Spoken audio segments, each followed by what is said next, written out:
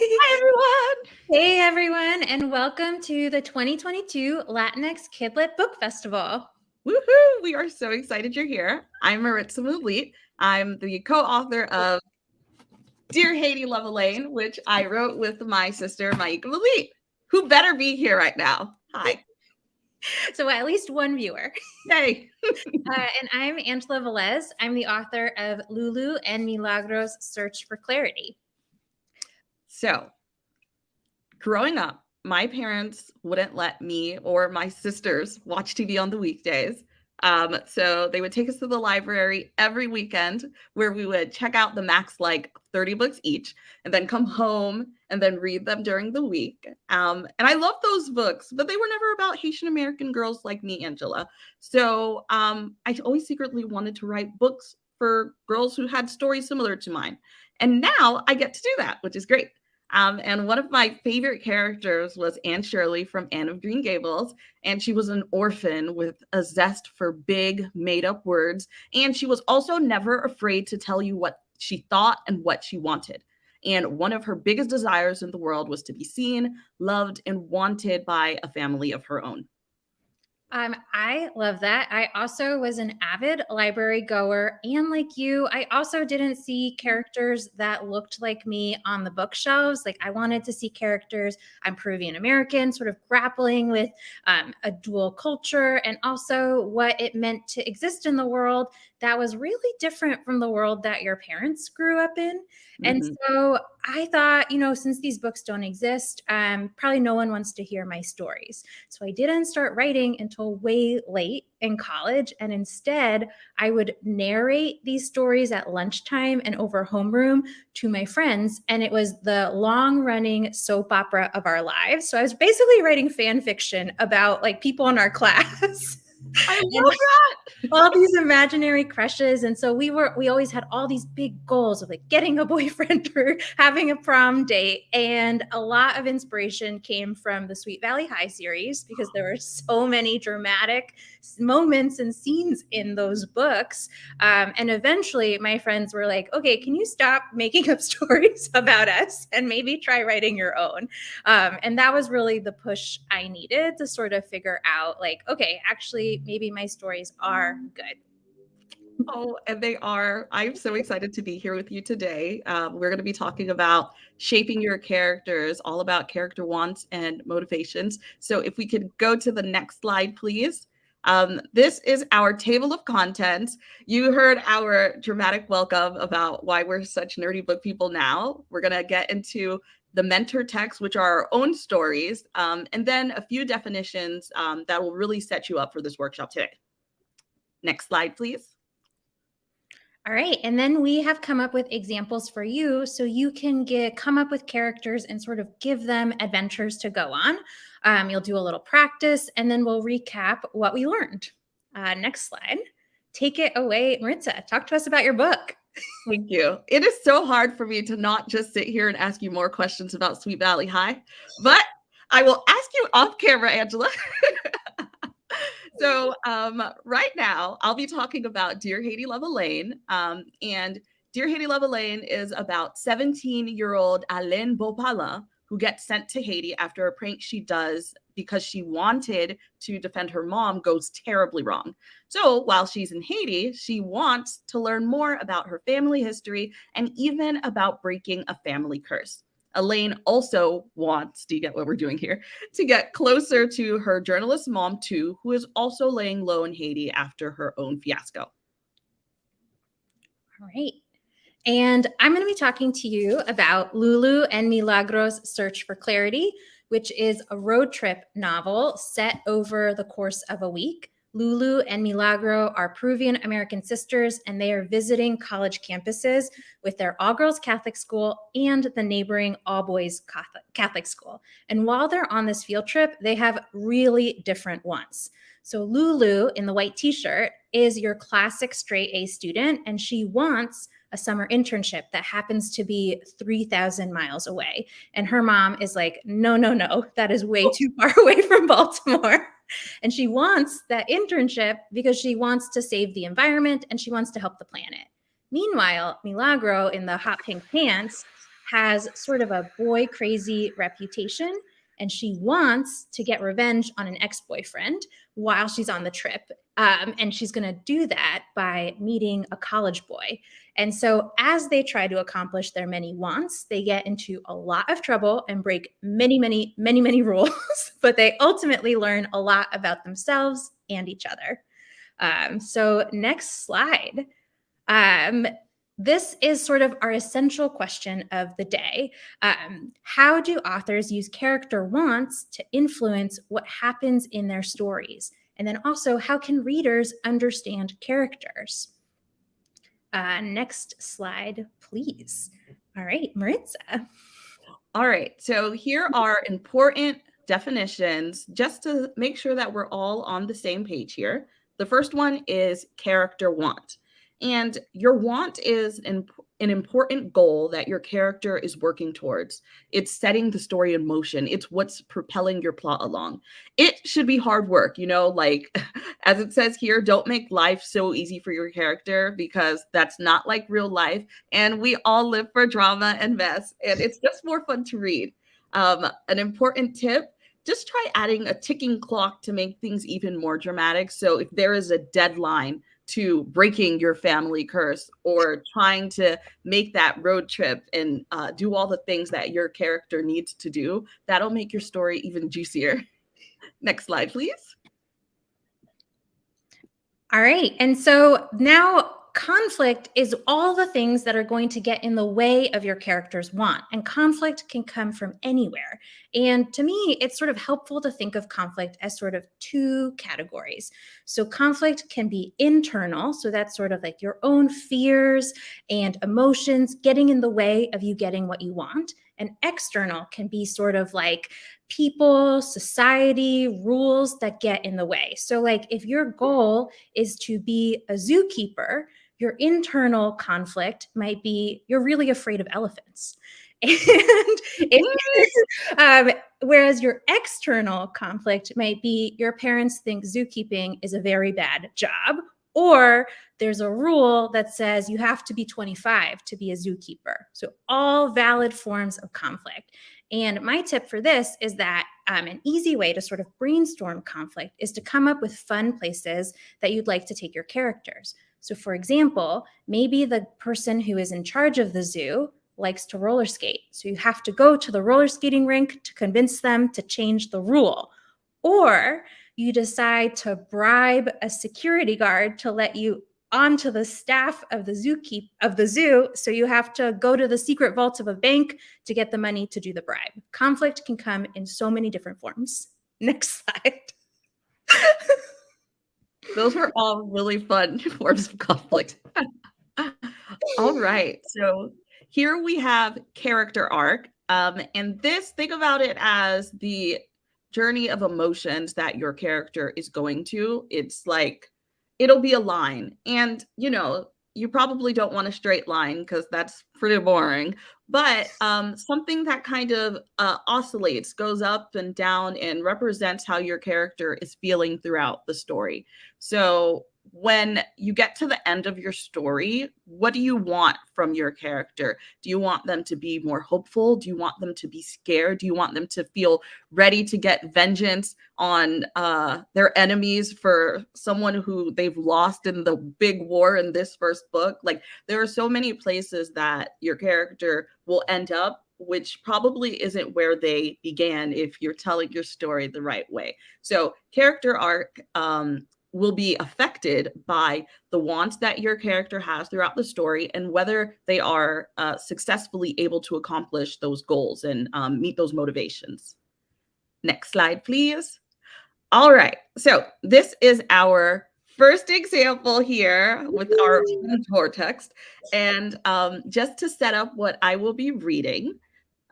So Dear Haiti Love Elaine is an epistolary young adult novel, which is just a fancy way to say that we tell the story through lots of different forms of media. So we've got letters, diary entries, text messages, tweets, recipes, police reports, fictional historical documents that we have based on real historical documents. And the great thing about Elaine is that she dramatically titles her own diary entries, The Life and Times of Elaine Bopala. It's just for her eyes only, but that's just how she is. So in this piece of writing that I'll be reading here, Elaine is talking about the dissonance that she feels between, wishing her mom paid more attention to her. So I will get started now. Monday, November 30th, the life and times of Elaine Bopala. My mother is late. It was a nice surprise when she followed up with me a couple days after I invited her to career day to get more details and figure out what she actually needed. I said she could just show up and show out, sorry, be herself. I could work on the rest. She wouldn't take that as an answer. What is the rest? It's nothing. They just wanted the speakers to write a biography of themselves and a list of tips for us. What do you old folks call us? Spring chickens. I have so much to say. Consider it done. That's where we'd left things. Based on our track record, I could see it going one of two ways. Either she'd write a 500-page tome of all her journalistic accomplishments, real and imagined, and film a 10-minute news package of the pieces of wisdom she'd acquired from that week she spent shadowing Sheryl Sandberg at Facebook, or she would completely forget. To be fair, in this particular instance, she remembered, but hadn't gotten to it yet. Is the end of the week okay? She texted me later that night, or last night. Is it cool that the reason she didn't have time to write up her career tip sheet was that she'd scored an exclusive interview with some whistleblower who'd leak sensitive government secrets to the public? Duh. Is it uncool that days ago I had offered to slap something together for her so she wouldn't have to worry about it, but she insisted she wanted to do it herself? Kinda. I know I'm coming off a little dramatic, quelle surprise, but that's how I felt. Don't get me wrong. I'm super proud of my mom. How many people can say that they have one of the world's most well-known journalists as a parent? Not many, I can tell you. And I'm definitely not saying that I didn't want my mom to reach her ultimate career potential. I really want her to. Seriously, look at these exclamation points. I look up to everything that she's done so far as a journalist, and I'd be lying if I said that I wanted to become a journalist myself because of anyone but her. One of the main things that bugs me about getting so upset whenever I think about my mom is that I always feel strangely anti-feminist. Who am I to stop her from leaning in? She should go and conquer the world, break that glass ceiling. But is it too much to ask that she try a little harder to fit me into her calendar somewhere between Monday's hair appointment and Friday's quest for world domination? All right, we are done with that. We'll go back to the earlier slide. That is so good. And gotta say, mother-daughter stories is really my whole thing. And I love this section. So as a reminder, we are exploring what character wants are and how they can set the story in motion. So Maritza, can you explain what Elaine and Celeste, her mom, want besides world domination? I know. That's a given, isn't it? So, what Elaine wants is to be seen by her mother. Like she says in her diary entry, she really admires all the amazing. Thank you, Mika. She really admires all the amazing things that Celeste gets to do in her career. Like it's really inspirational for her, and like she's a huge role model. But at the same time, she wishes that Celeste tried a little bit harder to make time for her in her busy life. And I definitely get that feeling of like cognitive dissonance where you wish your mom would pay attention to you, but then you also don't want to take away from like all the amazing things that she's doing. And then Celeste, as you continue to read the book and throughout the story, she wants to be more present for Elaine. She wants to be able to open up to her, which is a huge part of this story, trying to figure out what happened, what caused Celeste to kind of freak out on camera in the story, and then have to be shuttled away to Haiti to kind of recuperate after that. So this story, at the heart of it, is definitely a mother-daughter tale about two people who are scared to fully let their cards show, if you will, but are doing the work to try to make that happen. So, how did you figure this out? Like what Elaine wanted and what, like, did they just sort of appear to you in a dream, or like were you just brainstorming? How did it happen? Ooh, that's a good question. Okay, so for Dear Haiti Love Elaine, for whatever reason, Elaine just like what is that? I think Zeus like what is her name? Athena. She just like popped out of Zeus's head. Yeah, I would say that Elaine just kind of formed. She was just fully there with me and Maika. Like we had the same super sassy, much cooler and confident high school girl than we ever were at that age. Just there. And once we had Elaine and her sensibilities, her sense of humor, all of the things that she was interested in those character wants, we thought like, what would make her a little insecure? Like, what would be more of what she would want, essentially, which is really great for this workshop. And we thought that Elaine would definitely be influenced by having another really strong, independent mother there who was this amazing person to look up to, but wasn't always the easiest person to see in up close, even though she's your mother. And then we kind of went from there. Cool. And was there ever a time you got it wrong, or was it always like you knew what was going on? Oh, that's good. Oh my God, we got things wrong all the time. Thank you, editors who can tell us that in a very nice way. Yeah, we definitely, you know what? Maika and I really were just like, we are so funny. We are killing it with all this witty. And we went back over different drafts and really made sure that we're giving like introspection to Elaine and making sure that like she wasn't just being clouded by jokes, even though she herself as a person often uses jokes and sarcasm and all of that to, kind of put a mask to the world. But you're reading in her diary, like she's not hiding from herself in that way. So we definitely had to go back and make sure that we were being honest with Elaine in those parts as well. I love that. And it sounds like you have, next slide, an activity set up for us where our student writers can also be honest with their characters. So talk to us about this exercise. What a wonderful transition, Angela. You're so good.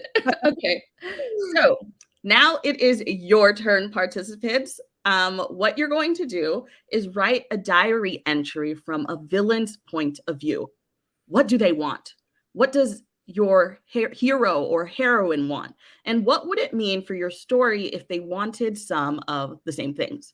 So a quick example of this, which we're going to do together for about 3 minutes, is this example. I asked my younger sister, Lydian, I like help. What am I need something. I need an idea. And she suggested Carmen Sandiego. And in the most recent Netflix version, there are 2 camps of thieves stealing very valuable works of art.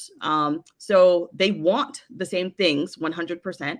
But Carmen in this version is stealing for good to protect the art and make sure that the history and the people still get these amazing parts of their culture protected. And then her nemesis, which is the organization Vile, which steals for evil, they're also looking to get these works of art.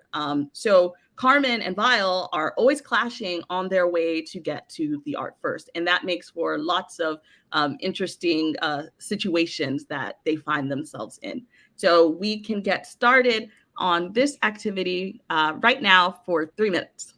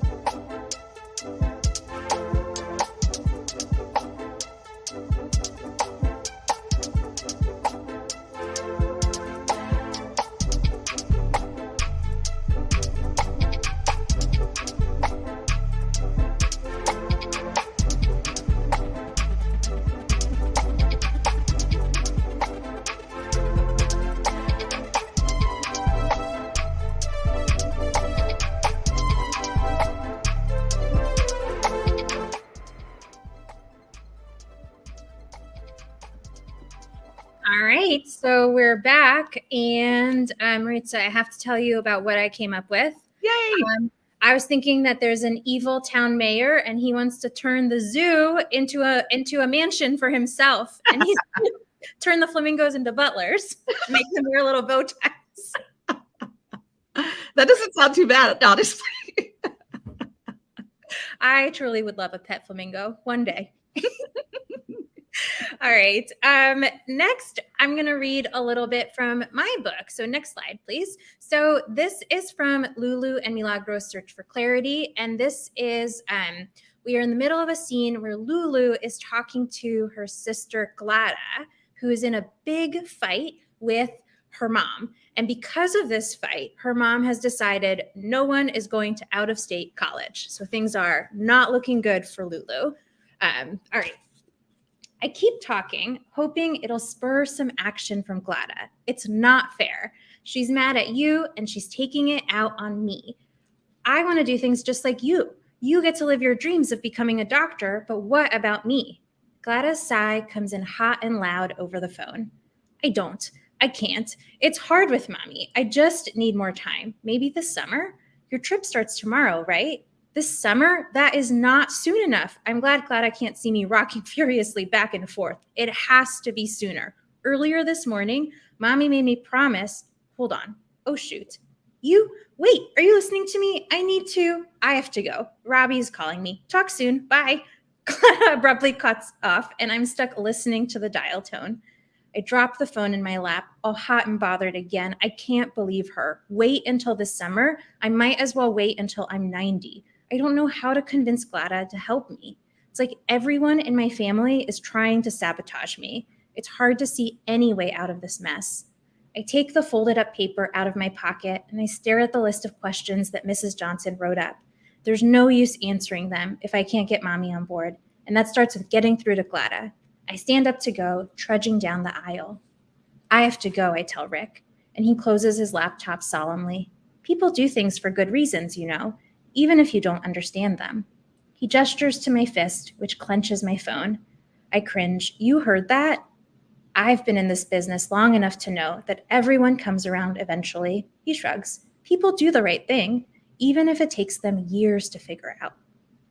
I don't have years, I blurt out, and he shakes his head. Poor wording. Sometimes it takes days. He slaps the counter, setting off the sports bobbleheads that line the cash register. Their plastic heads jiggle up and down. I'd say these guys agree with me. I stare at their dusty sneers. Most of them sport Baltimore jerseys, but there are a few rival Pittsburgh team players in the mix with mustaches scrawled on them. I reach out my finger to steady one of the bobbleheads. Glada had to get off the phone because of Robbie, her ultra-boring long-distance boyfriend. They're long distance because Robbie is in Pittsburgh at Monongahela University on a swimming scholarship. Monongahela is the first stop on the field trip. I perk up as the synapses in my brain start firing. If Glada won't talk to me, then maybe Robbie will. And if Robbie can tell me exactly what happened between Mommy and Glada, or even give me a few hints, maybe I can figure it out on my own. All I have to do is find Robbie, and then everything will be fixed before Mrs. Johnson even realizes I've snuck off the campus tour. Then I can go back to preparing for my Stanford interview and fly off into the sunset. There's that smile, Rick shouts at me. I gotta go. I wave to Rick, and I rush out the door. When I get home, Milagro has vacated our room and stationed herself in Mommy's room. There's no sign of Pablo or the damage from the shattered statues. The only hint to her mood is the music blaring from the door. The sad stuff Mommy listens to, but frantic beats that pulse and make simple words like, "You did me wrong. I love you. Baby, baby, baby," seem epic. Good. Not talking is fine with me. I tug the door closed and wrestle the giant duffel bag out of our closet. The sooner tomorrow comes, the closer I get to solving the mystery of Glada. All right. Woohoo! Okay, so immediately I thought, should we become audiobook narrators? I think so. We should. in these few pages, it is jam-packed with so much that I identify with, like being that first generation American girl and having your parents say that you can't go to college off out of state, feeling like my family is trying to sabotage me. That's for you, Malika. But it's so fun. Before I get too off Thanks, track, Mika. as you recall, the questions that we are investigating here in this workshop are: one, how do authors use character wants to influence what happens in their stories? What happens when they don't get what they want? And then also, how do readers understand characters? Okay, so Angela, I mean, that excerpt that you just read is so dramatic. It's so juicy. Like, I want to know more. Lulu is definitely frustrated here as she talks to Clara. Like, you've got her rocking back and forth and Clara sighing, and there are people listening. Like, how did you decide to bring in all of these aspects to show like the tension and what is on the line here? So I wanted to come up with a want that was kind of hard for Lulu, and Lulu is really good at school. So like theoretically, going to college should be a cinch. And so I wanted to think like, how can the conflict get in her way? So like her mom has these ideas, but then also Lulu doesn't quite realize that Clara, who is at college, is not having such a good time. And so she's sort of adding this additional conflict. I also wanted something that would give Lulu a chance to break some rules because she follows the rules almost too perfectly. And I wanted to show her that like sometimes it's okay to get messy and sort of take things into your own hands. And once Lulu sort of settles on a plan, I could break down that big goal of changing her mom's mind into small baby steps. So for example, in this excerpt, she wants to get in contact with Robbie. And so that means she has to sneak off her college tour. And sneaking off her college tour means that she has to befriend her very cute but annoying, he's definitely annoying, field trip buddy. So she ends up making a new friend through this conflict. And, later on in the book, once she gets Robbie's number, she has to sneak out of a dorm and go to a college party in order to meet up with him, which then gets busted by campus patrol. So she has to get out of that trouble as well. And so like giving her this big want meant all these little adventures sort of along the way. And each time I added these conflicts, it forced Lulu to get out of her shell and learn something new about herself or about her sister. So if we go to the next slide, I have a little exercise for you. Woohoo! So now it's time, students, to give your characters some conflict. So take a look at the diary entries that you wrote. What are 5 actions that your character could take to accomplish their want? And what are some obstacles that might get in the way of those actions? And remember, teachers, you can hit pause during the activity to give students more time to work, but grab your pencils and pens and get to work.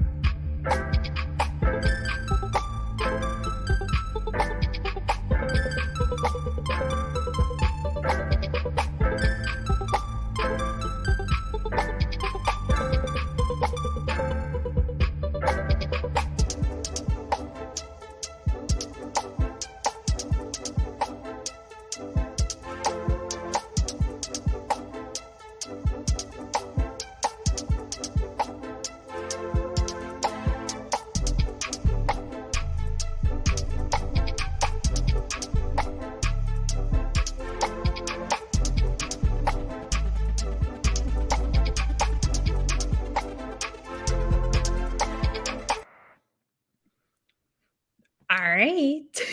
Maritza, what did you come up with? So much pressure.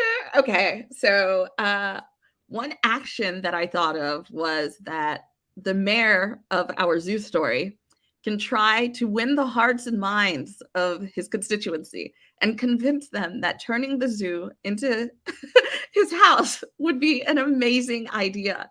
But things would get a little complicated because suddenly all of the animals can talk, and one brave tiny flamingo speaks up and talks about how they don't want their home, the zoo, to become the mayor's house. And I mean, there's a big vote. Nobody votes in support of the mayor's actions, but he becomes a dictator and does what he wants anyway. But then the animals disappear. Talk about character arc. I feel like my emotions were like up and down, up and down. You're welcome. So I was thinking that for my want, the mayor and all of his like chiefs of staff were going to sneak into a construction convention, and they were going to steal a whole fleet of bulldozers and just come down the street like one bulldozer after another. And so our hero was going to have to figure out like how to pop all those tires or maybe steal the keys back and turn those guys around. So, a lot of drama here. Oh, I love reading this from Lou.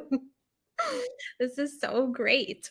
Yay, we're really happy to read that. That's awesome. Okay, I love how all of our ideas are like very logistical and practical. We've got political referendums going on and just getting car keys and driving across town. All right. Yeah, let's shift to, so we have one more slide, I think a few more. So character recapping. So Maritza, what is your sort of sum up of what we've done today? Okay, so I would say that the heart of what we're talking about, as we keep saying, is want. What do your characters want? And an important distinction that we'd like to make is want versus need, and them not being the same things. And oftentimes, what you want is not what you need. For example, I could want to eat a bag of giant peanut M&Ms for lunch. I'm not going to say whether I did that or not. I did do that. But is that what I needed? Probably not. You needed some broccoli. Oh, yeah. Covered in chocolate, and we're good. Oh, what about you, Angela? So what I came away from this is that conflict doesn't always have to mean terrible things are happening to your character. Sometimes conflict can lead to good surprises and sort of developments, like making a new friend or, giving power to the people through a mayoral vote or developing a new crush. All of that can be part of your character arc. And the more conflict that you give, the more emotions that your stories can be full of. And, personally, I love stories with lots of feelings. Me too. And what an amazing inclusion of all of the different stories that we were talking about today. Our last important phrase, word, term that we brought up is character arc. And that is the internal emotional journey that your characters are going through. Where are they starting from at the beginning? What type of growth will they want? What or will they need? What do they want at the beginning of the story? And is it the same thing that they want at the end? Is what they want what they need? Like, what are those changes going on inside of your character, and how are you representing that in your story so that by the time you close that book, your readers are like, wow, there was a lot of growth there, or not, who knows? All right. I'm so curious. So for Celeste and for Elaine, without giving spoilers, we talked a lot about what they wanted, but what do they ultimately need? What's the end of their character arc for you? And Ooh, asking oh my gosh, it's almost like you teach for a living, Angela. That's amazing.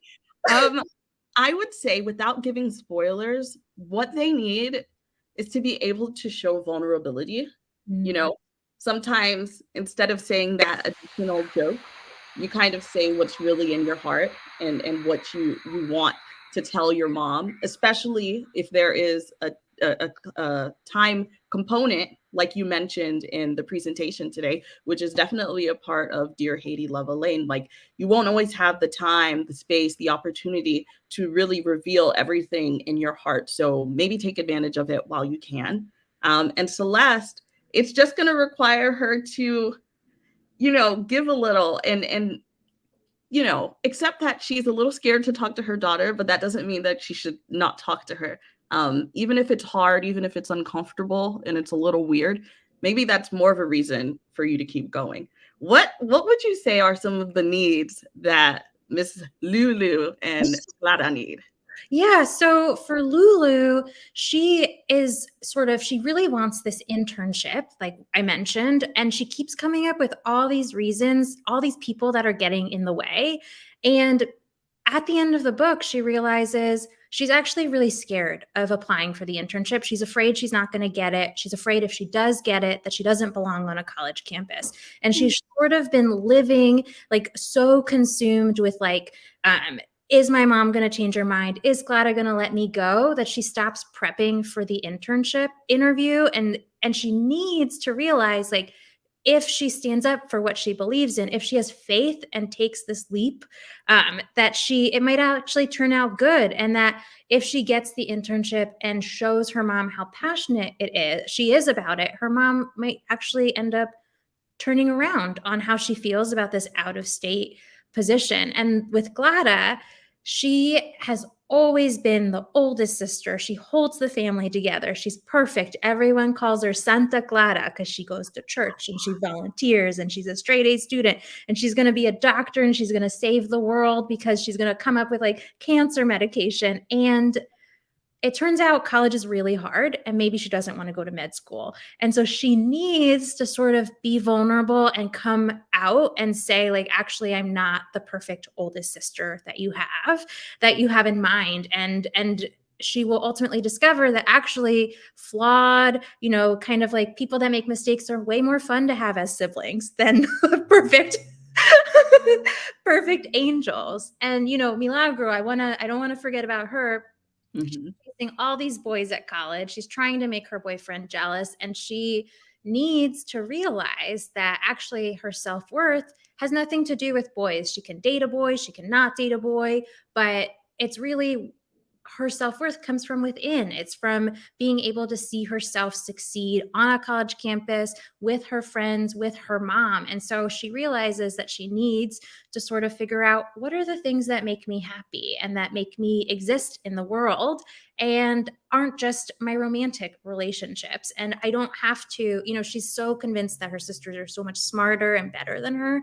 And she needs to realize, like, they are all equally as flawed as she is, and they're all sort of superstars in their own way. So, oh, I could just tear up. Like, that's amazing. Yeah. All right. That was wonderful, Angela. We are going to head over to the next slide, please. And we're officially winding down. We're not going to do these activities together, but we did want to share a few prompts that you can do in your class as you work on this concept of character wants and motivations. So the first example that we have here that you can choose to do if the spirit moves you is number 1, write a scene between two people who used to be best friends, drama, and are stuck in detention together. What do they want to say to each other?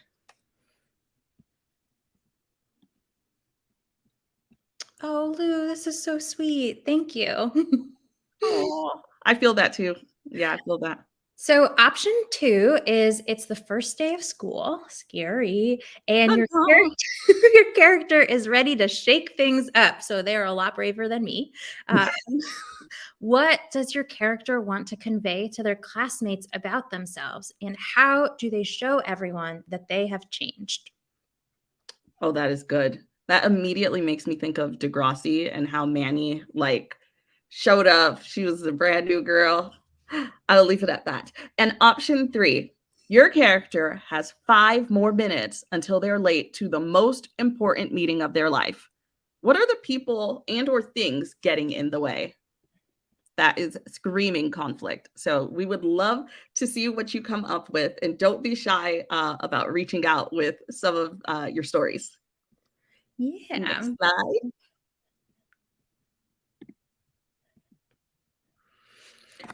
All right. Well, this is about it for us. Thank you all so much for coming to our workshop. For more craft resources, check out the rest of the craft panels at this year's festival, as well as our mini craft lessons on the educator page of the festival website. Thank you for watching. Maritza, I think we killed it. Woohoo! Yay! We did! It is good. Thanks, everyone. Thank you. Check out our books. Wait, Marissa, you want to hype up your other books that you wrote with your sister?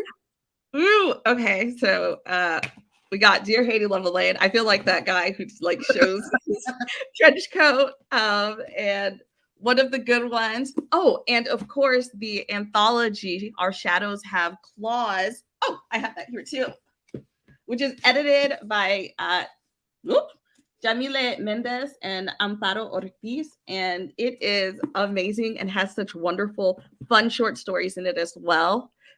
Do your thing as well, Angela.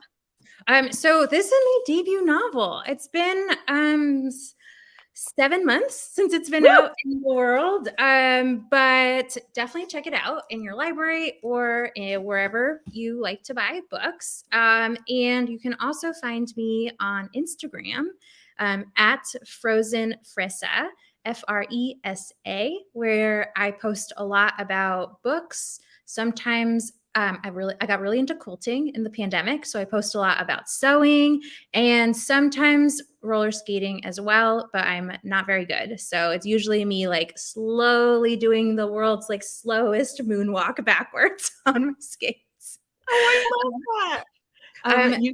Go ahead. Where can we find you on your socials?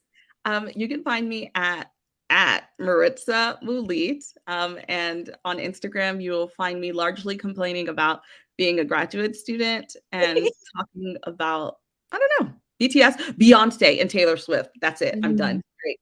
I know. Next Friday, very big day for Swifties. Woohoo! And do you want to talk about your next book that's coming out? I'm dying to read it. It is called The Summer I Ate the Rich, and it is about Brielle Petitfou, who just happens to be a zombie who decides to, let's say, get revenge on the very extremely wealthy people that she blames for the hardships that she has experienced in her own family. So we're really excited about that. Can't wait. Our editor's reading it as we speak, maybe. Oh, so you get a little break from drafting. Sounds pretty nice. Yes. And what have you got working? What are you working on, Angela?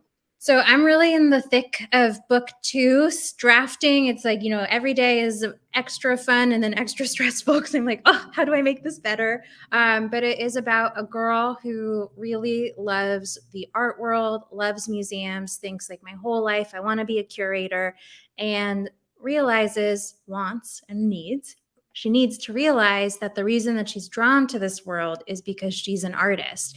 And you don't need to be in a museum to be an artist. Art can exist anywhere and you can make it for any reason. And like people have been doing this for years and years and years. And so it's really just about how we appreciate and sort of celebrate the art that we have within us. So. That's amazing. Art can exist anywhere is an amazing, beautiful concept to end our workshop on today. So thank you everyone for spending this time with us, and see you later. See you later. Bye.